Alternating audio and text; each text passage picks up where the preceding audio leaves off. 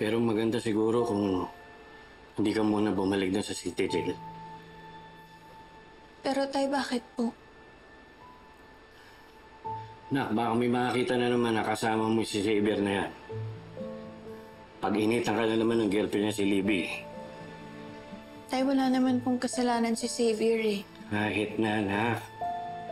Ikaw na mismo ang umiwas sa gulo. Huwag mo nang bigyan ng rason pa to si Libby para magalit sa'yo. Isa pa. Hindi ka na babalik doon sa shop ni Sherlyn.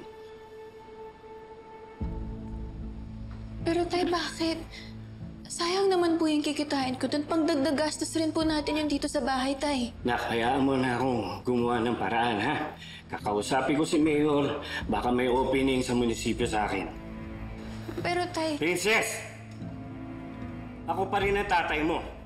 Bilang tatay mo, susundin mo yung iutos ko. Ngayon, kung gusto mo maghanap ng trabaho, maghanap ka ng ibang pagkakakitaan. Pero hindi ka na babalik doon sa Charlie na yan. Ito lang ang desisyon ko.